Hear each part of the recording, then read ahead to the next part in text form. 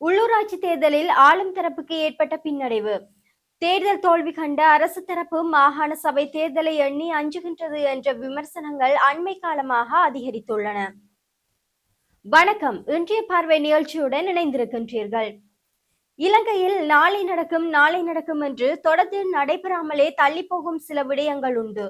யுத்த காலத்தில் இலங்கை தமிழர்களுக்கு எதிராக இழைக்கப்பட்ட யுத்த குற்றங்கள், மனித குலத்துக்கு எதிரான கொடூரங்கள், அடிப்படை மனித உரிமை மீறல்கள் போன்றவை தொடர்பில் சர்வதேச நியமனங்களுக்கு அமைவாக நீதி நியாயமான விசாரணைகள் நடைபெற்று உண்மைகள் கண்டறியப்பட்டு குற்றமிழைத்தவர்களின் சட்டத்தின் முன் நிறுத்தப்பட்டு இழப்பீடுகள் வழங்கப்பட்டு மீள நிகழாமை உறுதிப்படுத்தப்படும் என்பது இப்படி நாளை என்று கூறி தொடர்ந்து நடக்காமலே போகும் விடயங்களில் அடங்கும். தேசிய இன பிரச்சனைகளுக்கு தீர்வு என்பதும் கடந்த 75 ஆண்டுகளாக இவ்வாறு தான் தள்ளி போகின்றது.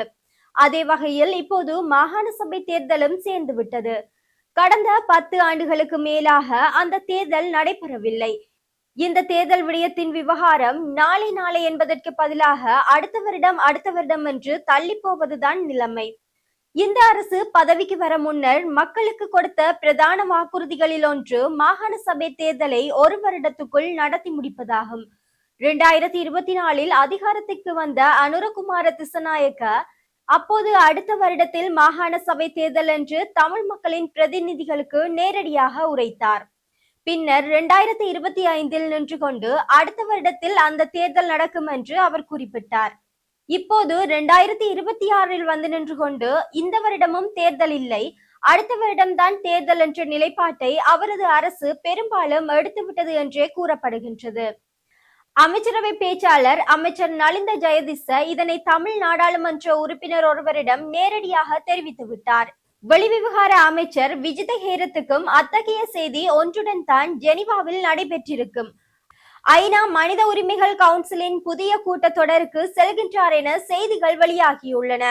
ஆக 2026 மாகாண சபை தேர்தல் நடக்காது. இன்றைய நிலையில் அரசின் வளமையான அடுத்த வருட தேர்தல் என்ற கணக்கின்படி 2027 அது நடத்தப்பட வேண்டும். ஆனால் 2027 பிறந்ததும் இந்த தேர்தலையும் மீண்டும் அடுத்த வருடம் என்று 2028க்கு தள்ளி வைக்க அனுரகுமார திசநாயக்கவின் அரசு பின்னிற்கிறது என்றே தெரிவிக்கப்படுகின்றது. இன்றைய நிலையில் அரசின் வளமையான அடுத்த வருட தேர்தல் என்ற கணக்கின்படி 2027 அது நடத்தப்பட வேண்டும். ஆனால் 2027 பிறந்தாலும் இந்த தேர்தலையும் மீண்டும் அடுத்த வருடம் என்று 2028க்கு தள்ளி வைக்க அனுரகுமார திசநாயக்கவின் அரசு பின்னிற்காது என்றே தெரிவிக்கப்படுகின்றது. உள்ளூராட்சி தேர்தலில் ஆளும் தரப்புக்கு ஏற்பட்ட பின்னடைவு, தேர்தல் தோல்வி கண்ட அரசு தரப்பு மாகாண சபை தேர்தலை எண்ணி ஓடுகின்றது என்று பலராலும் தெரிவிக்கப்படுகின்றது. இந்த நிலையில் மாகாண சபை தேர்தலை அரசாங்கம் திட்டமிட்டு தாமதப்படுத்தி வருவதாக நாடாளுமன்ற உறுப்பினர் இரா சாணக்கியன் குற்றம் சாட்டியுள்ளார். அண்மையில் நாடாளுமன்றில் உரையாற்றிய போதே அவர் இதனை குறிப்பிட்டுள்ளார். மாகாண சபை தேர்தல்கள் தொடர்பில் ஒரு தீர்வை காண்பதற்காக நாடாளுமன்ற தெரிவுக்குழு ஒன்றை நியமிப்பதற்கான பிரேரணை கடந்த 2026 ஜனவரி 6ஆம் தேதி இந்த நாடாளுமன்றில் நிறைவேற்றப்பட்டது. ஜனவரி 6ஆம் தேதி முதல் எதிர்கட்சியானது இந்த தெரிவுக்குழுவுக்கு தனது பிரதிநிதிகளாக ரஞ்சித் மத்தும பண்டார, சாணக்கியன், நிசாம் காரியப்பர் மற்றும் மனோ கணேசன் ஆகிய 4 பெயர்களையும் அனுப்பி வைத்துள்ளது. ஆனால் தீர்மானம் நிறைவேற்றப்பட்டு 1 மாதம் கடந்தும் அரசாங்கம் இதுவரை தெரிவுக்குழுவுக்கு தனது பெயர்களை அனுப்பவில்லை என்று தெரிவித்தார். இது மாகாண சபை தேர்தல்களை தாமதப்படுத்துவதற்கான அரசாங்கத்தின் தெளிவான நகர்வாகும். வெளிவிவகார அமைச்சர் இன்று காலை உள்நாட்டு பொறிமுறைகள் பற்றி பேசினார். வன்முறைகள் மீண்டும் ஏற்படாது என்பதை உறுதிப்படுத்த வேண்டுமாயின் குறைந்தபட்சம் ஏதாவது ஒரு அதிகார பகிர்வு மாதிரியாவது இருக்க வேண்டும். ஆனால் அறிவிப்பு வெளியாகி 1 மாதமாகியும் அரசாங்கம் சார்பில் நீங்கள் இன்னும் பெயர்களை வழங்கவில்லை என்று சாணக்கியன் தெரிவித்தார். இது மாகாண சபை தேர்தல்களை தள்ளி போடும் ஒரு திட்டமிட்ட செயலாகும். பிரதமரும் இந்த சபையில் இருக்கின்றார்.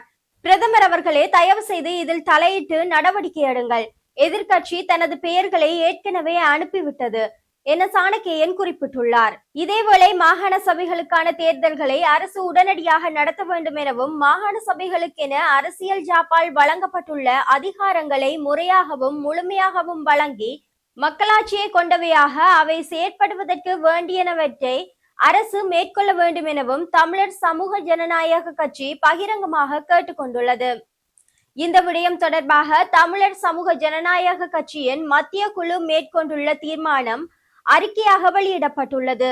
இந்த அறிக்கையை தமிழர் சமூக ஜனநாயக கட்சியின் பொதுச் செயலாளர் வை விக்னேஸ்வரன் சார்பில் இணைந்த வடக்கு கிழக்கு மாகாண சபையின் முன்னாள் முதலமைச்சர் வரதராயன் பெருமாள் வெளியிட்டுள்ளார். மாகாண சபைகளுக்கான தேர்தல்களை விகிதாசார முறையில் தேர்தல் முறைமையில் அடிப்படையில் உடனடியாக நடத்துவதற்கு வேண்டிய சட்டத்தை கொழும்பு மைய மத்திய அரசு குறிப்பாக ஜனாதிபதி அனுரகுமார திசநாயக்க உடனடியாக நாடாளுமன்றத்தில் நிறைவேற்றுவதற்கான நடவடிக்கைகளை செய்வதோடு மாகாண சபைகளுக்கான தேர்தல்களை காலதாமதங்களின்றி நடப்பதை உறுதி செய்தல் வேண்டும் என்பதையும், மேலும் மாகாண சபைகளுக்கு அரசியல் ஜாப்பின் மூலம் வழங்கப்பட்டுள்ள அதிகாரங்கள் அனைத்து முறையாகவும் முழுமையாகவும் அமுலாக்கப்படுவதற்கு வேண்டியவற்றை காலம் தாழ்த்தாது மேற்கொள்ள வேண்டும் என்பதையும் எமது கட்சி முதன்மையாக கோரிக்கைகளாக கொண்டு செயற்படும் என்று அந்த அறிக்கையில் குறிப்பிடப்பட்டுள்ளது. நன்றி. இத்தோடு இன்றைய பார்வை நிகழ்ச்சி முடிவடைகின்றது.